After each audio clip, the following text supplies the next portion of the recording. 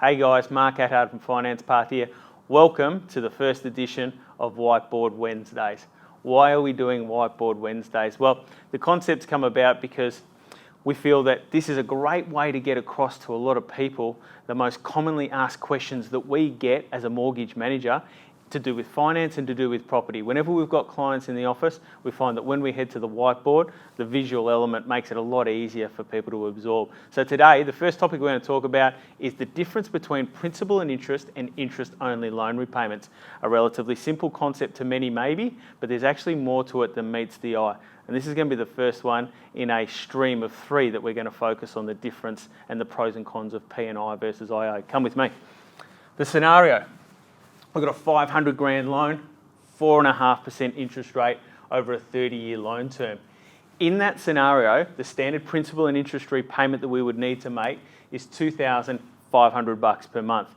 Come over here, on an interest-only repayment, it's $1,875 per month. Now, the whole adage and one of those myths in finance, or when you learn, I suppose, or when you grow up, is that if you've got to pay debt down and you've got to pay debt off, right? And if it's your own home, you should have a principal and interest type loan. Well, there's more than one way to skin a cat. Let me ask you this.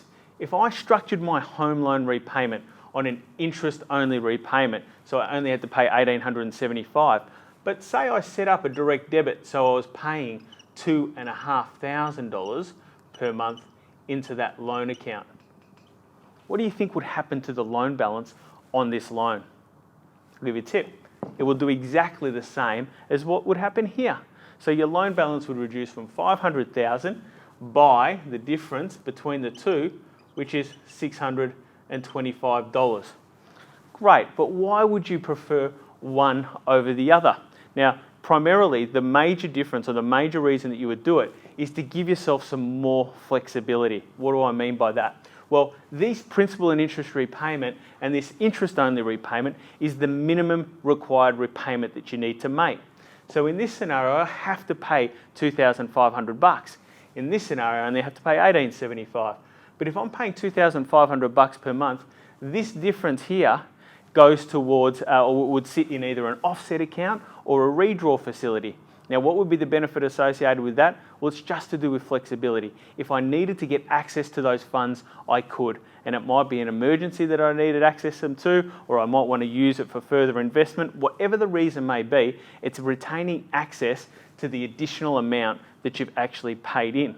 Now, is this setup the best setup for everybody? I can guarantee you no.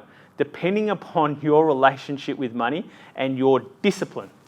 This is the question you have to ask yourself.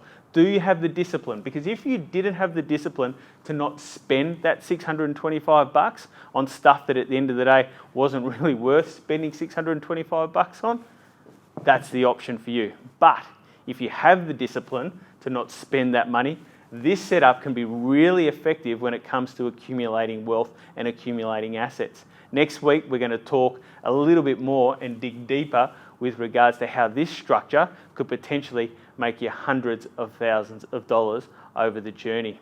That's it for our first session of Whiteboard Wednesday. Subscribe to our YouTube channel. We'd love to have you on board. We've got plenty of great content, hopefully delivered in a relatively engaging and upbeat way. So subscribe to our Finance Path YouTube channel and I'll see you next week.